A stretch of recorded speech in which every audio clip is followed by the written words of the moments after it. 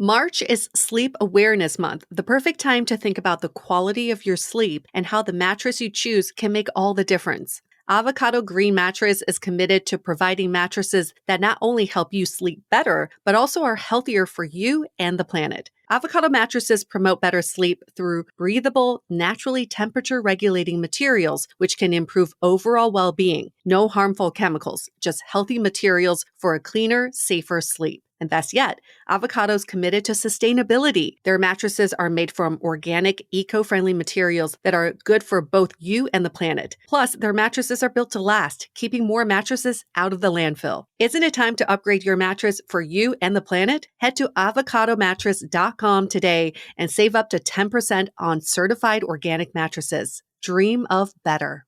Armoire makes getting dressed easy. With a clothing rental membership from Armoire, build the perfect wardrobe with brands that are high quality, unique, and recommended just for you. All you have to do is take a 5-minute style quiz and select items from your dynamic personalized closet. The styles show up at your door in as little as 2 days. Then when you're ready for new clothes, just swap them out for more new-to-you styles. Now, I went on a girls' trip to Santa Fe recently, and I rented all of my outfits from Armoire. It was so much fun putting together a mix of casual and formal looks, and my favorite was this pair of white, wide-legged jeans from Paige that went well with everything. Now, I wouldn't normally own anything white because I can be kind of clumsy, but with Armoire, I just ship it back and they'll take care of keeping the pants in pristine condition. Right now, our listeners can give Armoire a try and get up to 50% off their first month. That's up to $125 off. Just visit armoire.style/dateable. That is armoire.style, spelled ARMOIRE.style/DATEABLE to get up to 50% off your first month and never worry about what to wear again. Try Armoire today. Hi, I'm Yue Xu. And I'm Julie Kraftchick. We're active daters turned dating insiders. Here to dive into everything modern dating and relationships. Welcome to Dateable.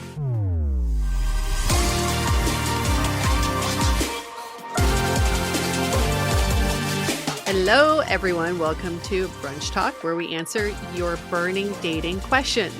It never gets old. There's always something new to discuss. And I just had such a good weekend. Actually, it's not brunch, but it was dinner. So I wanted to bring this up because I wanted to shout out one of our listeners who I had the pleasure of meeting. But I was at this wine and small plates place with my partner, and then a friend of mine I used to work with and her husband, and we're enjoying our dinner and we're at a communal table, and the guy next to me, he was like, "Hey, my girlfriend is fangirling a little. Are you the host of this dating podcast?" And she was kind of sitting there just like, oh my waiting. God. And I'm like, "Yes."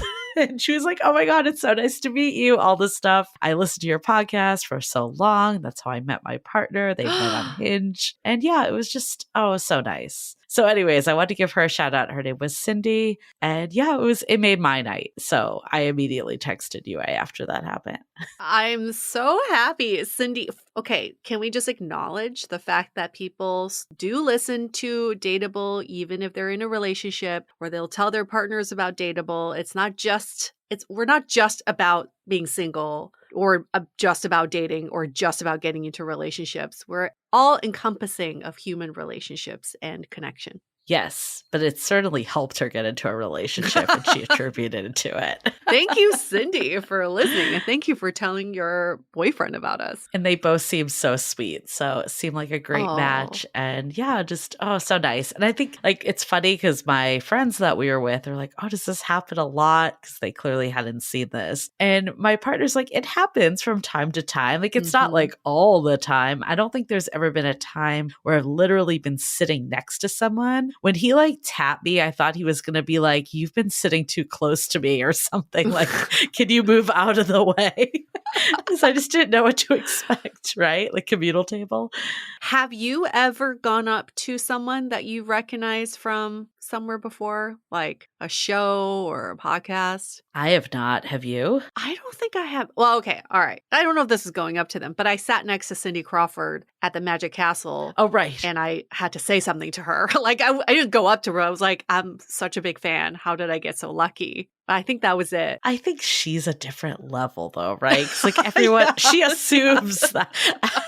I don't think we're out here comparing ourselves to you're right, Cindy you're right. Crawford. Everyone knows who that is. I'm thinking more like maybe fellow podcasters or other people that you see on TikTok or something. I feel like if Oh, I yeah. saw someone, relatively normal people, Cindy Yes. Crawford is definitely in a different league. I saw Janet from Asian Boss Girl at a house yeah. party, and I went up to her to say hi because she's been on our podcast, and we have a lot of friends in common, so that was kind of fun. And Yue will be on her podcast, which is very exciting. I sadly cannot make the trip to LA, but Yue will represent, and it'll be fun to reconnect with her. But I guess like if you and I saw like Damona Hoffman. That's different though, because we're we've like had her. friends Yeah. through the internet. Like we haven't met in real life, but it feels like we have. I mean like someone that like legit would have no idea who you were. True. Because even Janet's a little different because she was on our podcast. We interacted with her. It's very different. Yes. If I saw Stephen Bartlett from Diary of a CEO walking around, I think I would go up and say something to him. I just thought of one.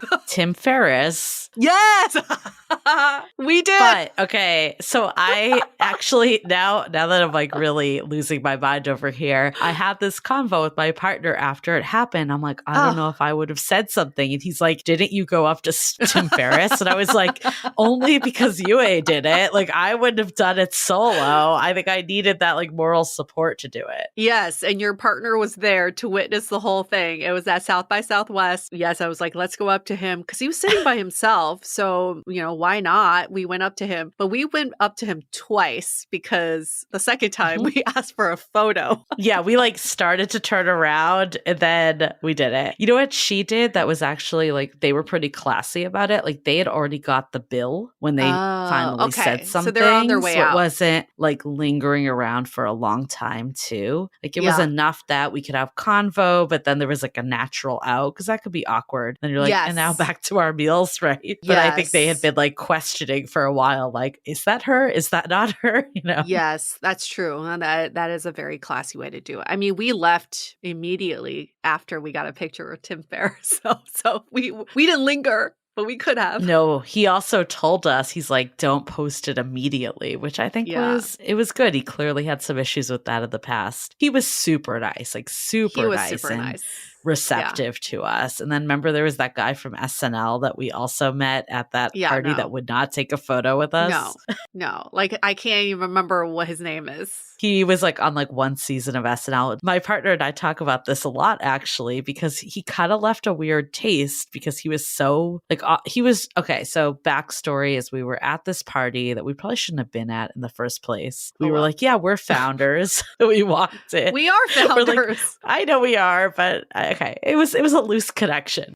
We walk in and we're like having our food, free food. This girl comes over and she's just like, are you guys film investors? And we're like, no. Anyway, she continues to talk to us, even though she knew we were not going to fund her film. And then she's like, oh yeah, I'm here with my husband. And it was this guy that was like on like one season of SNL. And he's been in a couple shows. He was in Hacks, like a very 10th character, not like someone that's like up, like he like worked in the office or something. Anyways, the people from the event come around to take our photos. And the original woman, she's like posing with us, but he like would not be in this picture. Remember, he like walked away. He was like, I can't be in a photo with them. And my partner and I always talk about it. We're just like, it felt like it was so over the top that he like could not be seen with us, that it just left a bad taste in our mouth. Instead of if he had just like popped in the photo that honestly was only being used at like this investment firm's like their stuff anyways. Yeah. It wasn't like it was getting circulated around. Like we would have been like, oh, we met this really cool guy from SNL. And now we're like, yeah, we met this kind of douche guy from SNL. Yeah, because also he just like, he wasn't big enough to act like an asshole. I mean, I get it. If you're like, I don't know, I saw Cindy Dave Crawford. Chappelle. I saw Cindy Crawford. Like I there's no way she would let me take a selfie with her. But like Dave Chappelle, I saw him out and I took a picture of him and he came over and said something. He wasn't like, don't take a picture of me, but he was like, I saw you take a picture of me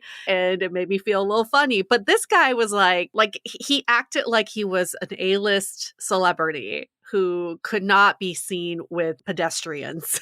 Yeah. He like kind of was like, oh, I'm too big for this table or whatever, even though his wife was at the same table. That was kind of strange because I cannot name him at all. There's like, I can't even think of a name that sounds close to what I think it is. I have his first name, but I'll spare Oh, it. you have his first Okay, you have a better memory with that. Okay, I don't know if this is like too vulnerable, but maybe it's, I don't know, vulnerable or insecure. I'm not quite sure. Do you ever get this fear, or is it just me that like when people meet you that they're like disappointed? Because I feel like sometimes I'm not as on as I am maybe like on the podcast.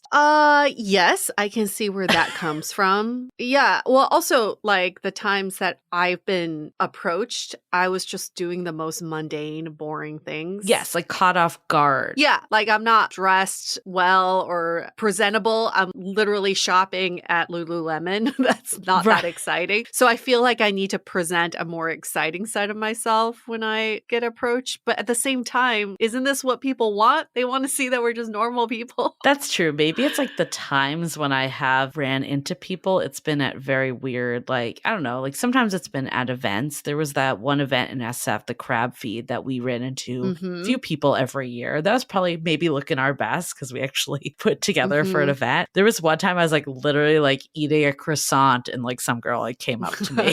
So that one maybe not so much. There was a time at South by Southwest when I was just very caught off guard and I think I just looked like a deer in headlights. And then there was a time in Whole Foods where I thought I was giving the carriage over to someone, just like a random, and she's like, I know you. Yes, my friend Karen. I remember that one at least had a connection to you. But yeah, she knew me from the podcast. Yeah, I think my mistake is I sometimes linger and try to have a conversation. And then I realize I'm really boring when I try to linger like that. So I just need to leave. Maybe that's what it is. I just need to be like, yeah, so nice meeting you. I gotta go. Because then I get into these like, oh, tell me more about you and what's going on in your love life. And then I'm like, oh shit, this is not going well. Like I just need to shut up and leave. I appreciate the girl that when I was at what we call Beta, it's like Beta Breakers is this big event in San Francisco where it's a running race, but people are in costume. And I was sitting at a cafe and she just was like in passing, like, love the podcast. I was like, that was a good interaction. Yes. Like I think these interactions, they will benefit both parties to just be brief. I think that's a lesson we've learned. So if you do see us out in public, it's not that we're not friendly. It's just that we get awkward if we linger. It's awkward, So let's just make it brief. Nice to meet you. I guess it's a note to self for us if we ever meet other people. Yes. Like I think the Tim Ferriss interaction was good because it was like no more than, I don't know, like 2 minutes. It was pretty quick. I mean, it could have been very easily awkward because we were like telling him we were writing a book and he's like, great. He's like, I don't care. Awesome. He's like, how many people tell me this and pitch me this? Yeah. We're like, we have a podcast and we're writing a book. He's like, great, awesome. So does everybody else here at South by Southwest. And also on his website, he legitimately has this, he writes out, do not send me books for me to read. Yeah. I don't want to read your galleys. I think he said it in the event before we got there too. Like, don't send me anything. Don't send me your advanced copies of your books. So, okay, I obviously know who he is. I've been following him for a long time, but I feel like if we hadn't just seen him like 10 minutes before, I would not have even realized that was him. Yeah, I agree. I think a lot of people, maybe at South by, they recognize him more, but if it was just like out and about, I don't think many people recognize him. That's why whenever someone does come up to us, like we're joking that maybe we get awkward, but we do love it because it does mean a lot, right? It means that you've been a loyal listener and you know what we look like. And sometimes even when we're not dressed up nicely, you still could recognize us. So we do really appreciate that. Yeah, that's the part I always think about too. I think the first time I got approached was at a Ranch 99 during the pandemic. I had a mask on. I was like, this girl of all the Asians in this Asian supermarket wearing masks, she was able to find me because she recognized my partner at the time. It's like amazing to me. That was like, thank you. It's pretty amazing. The sea of Asians. It really is. Yeah. But yes, thank you. Thank you for that. But we have some dating issues that we need to get to. We do. Before we get into it, though, I did want to give a shout out to the site FeedSpot that featured us on their top 100 best dating podcast list and top Yes. 100 best relationship podcasts. So for relationships, we were their number 10, which is exciting. And then Yeah. for dating, we were number 7. So thank you, FeedSpot, for featuring us. We so appreciate it. So good. And what do we need to do to get to number 1? There are some good ones. You Up is number 1 on dating, and Girls Gotta Eat on relationships. I love both of those podcasts. So Why Won't You Date Me is on there. There's some good ones. Sex with Emily, Savage Love Cast. There's some good ones on there. So we're in good company at least. But let's get to number 1. Heavy hitters. Yeah. How do we get to, like, who do we need to talk to get to number 1? Just curious. Love it. Awesome. Well, we do want to talk about some maybe dating stuff that we've been hearing through the pipeline and just get our takes. But before we do, let's take a quick break to hear from our sponsors. Let's be honest. Sometimes, no matter how much you want to be in the mood, your mind and body just aren't on the same page. This episode is sponsored by Via, the brand behind the most loved THC libido gummy on the market, designed to enhance intimacy, heighten pleasure, and help you fully embrace the moment. Originally created as a limited edition Valentine's release, High Love was such a massive hit that Via made it a permanent part of their lineup. For the last 2 years, it's been helping adults enhance intimacy, heighten pleasure, and feel more connected than ever. These gummies are a hit for me as well, as I am so impressed by the powerful blend of cannabinoids and time-tested aphrodisiac herbs. The formula increases my blood flow, awakens my senses, and helps me fully embrace the moment. Now, if you're 21 and over,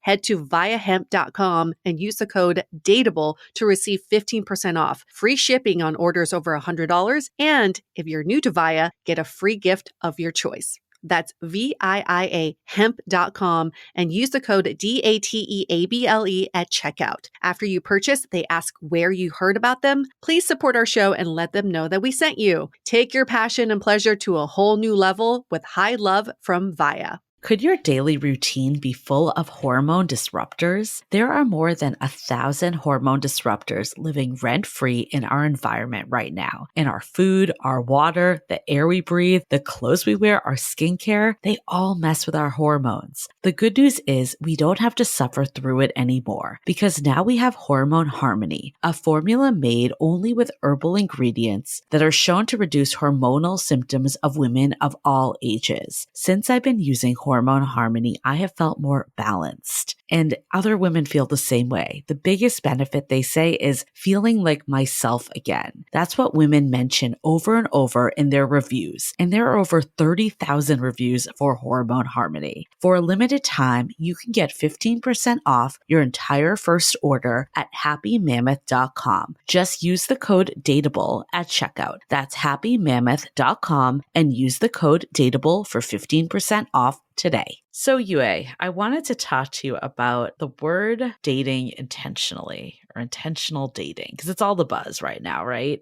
And I saw like in our Facebook group, one of our community members started, her whole conundrum. And I'm not going to go into like what the conundrum was because it's kind of tangential to this discussion, but there was a line that kind of caught me and I was like, oh, I kind of want to dive into this more. And it was, I'm trying to date intentionally. Therefore, I am not on the apps. And then she proceeded to talk about how she was getting introduced to people that were like in her network, like through her dad's business, like someone that worked with her father. So there was more like, I guess, matchmaking or intros happening. And that was kind of how she viewed, I don't know, dating intentionally. So I'm curious, like your take, would you go there? Do you view it differently? I have some thoughts as well. Well, I guess it shows you how people use dating apps. Like they're just flipping through the channels. It's probably where I'm guessing she's thinking like, I can't date intentionally on the apps because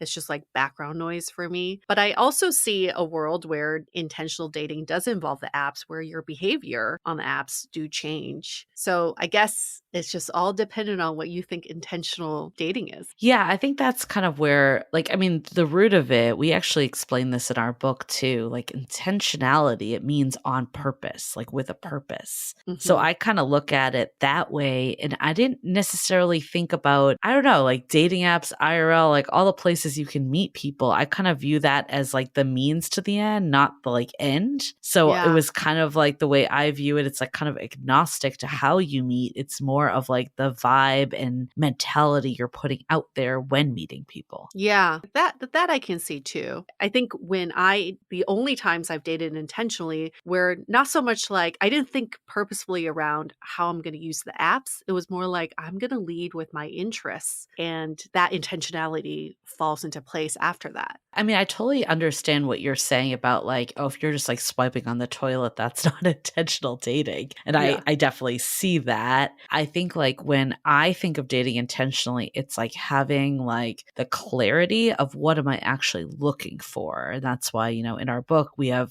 a whole chapter of gaining clarity. And I think taking that step is so fundamental to dating intentionally because like, how can you figure out where you're trying to go if you don't even know what the destination is that you're trying to get to? Yeah. And I think why people are so burnt out from the apps is because of this lack of clarity and intentionality. And again, in our book, we talk about like, what's your dating consumption strategy? How do you use the apps in a way that has purpose? And if it doesn't have purpose, if you're just swiping in the background, of course you're going to be overwhelmed and fatigued from it all. Yeah, I mean, I think like with dating intentional, at least for me, I mean, I met my fiance on Hinge, so clearly I'm pro app in that regard, but I think I was using apps differently than maybe I was when I first was out there and I didn't really Hmm. know what I was looking for. And I was just saying yes to every date and going on multiple dates a night, even. So I think when I was more dating intentionally, I was using the same vehicle. It was just my approach was so different that I was, Hmm. spending more time, maybe like quality over quantity. Like I was going on less dates, but they all seemed like viable people. Like maybe I didn't know from the app if they were like my forever person, but they seemed like someone that could at least be in the realm of it. Where in the past, it was more of like spray and pray and just hope like someone would go somewhere.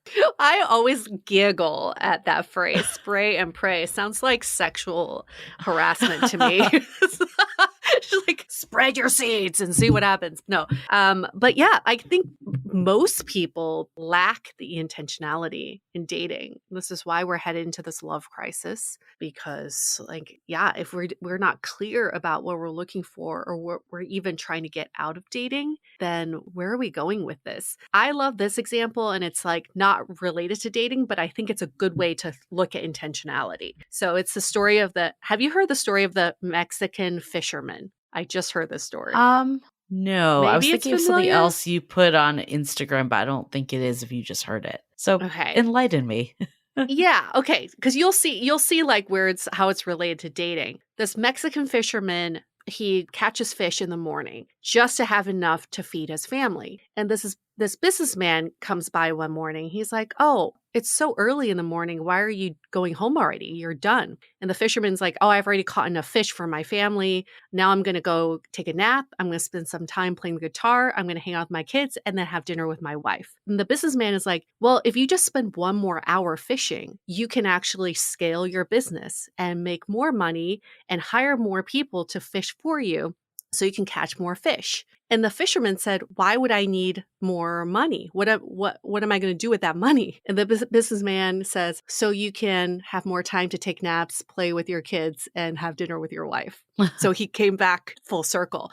And I think the purpose of that story is we always think we want more and we are thinking about the outcome of what that Yeah. more is, like more dates and more connections and relationships.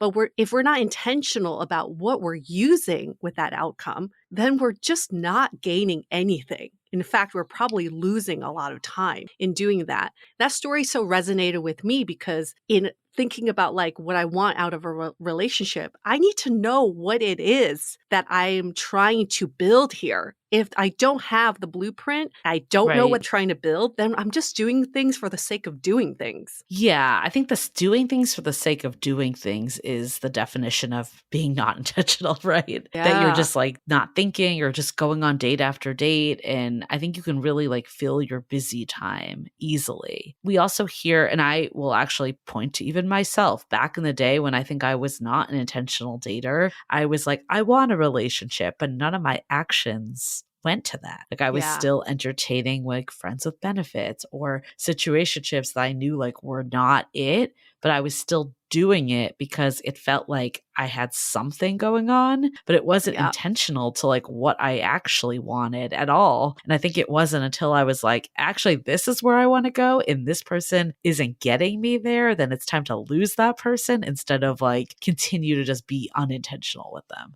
Thank you. I'm glad that you brought up getting rid of people who are not aligned with what your intentions are, because many of us in dating just want to be with someone instead of no one. So then we have so much noise that are robbing us of our intentionality. And when the right person does come along, we don't have room or space for them. And then we lose sight of why we're dating in the first place. So when you have alignment, like what Julie was saying, it's so much more clear who's not aligned with you. And you no longer need them in your orbit. Right. I think that's where the clarity comes in. Yeah. So maybe it's like this person's not wrong for saying like dating apps aren't where I am being my most intentional self. But I think Hmm. there's maybe a limiting belief here that like I can't be on any dating apps if I want to date intentionally. It's like, how do Yeah. I use the tool in a way that I still maintain my intentionality? There is a middle ground that I think is being eliminated. So maybe the better way to reframe this is if you're trying to date intentionally, where can you be more intentional in every aspect of your life? And it's on the Right. apps, it's in person, it's through your family and friends, increasing that intentionality energy. I think being intentional too is being like upfront about what it is you want and not being Mm. afraid to say the things that might scare away the wrong people. So I guess the other thing too is like if we're only equating being intentional to these tools and these methods or whatever, I would also want to make sure like I'm actually upholding intentionality in other parts of life. Like we've seen this happen where people are like, well, apps are terrible, they're the worst. And then they meet someone in real life, and then all intentionality goes out the window because like the Hmm. meet cute is there. And that's not necessarily serving you either. It's like we should have a standard that we hold ourselves to, regardless of where we meet the person or hold others to as well. So here's a question I had a discussion with my friend about. I want to get your opinion. She's dating intentionally, or thinks she is, and she really wants to find a partner, sustainable relationship, all that. But she is in a situationship with someone where he's very intentional about not wanting the same things. And she's very clear about the fact that he is not what she's looking for. And she thinks that's also dating intentionally, is intentionally letting the people know that they're not for her long term.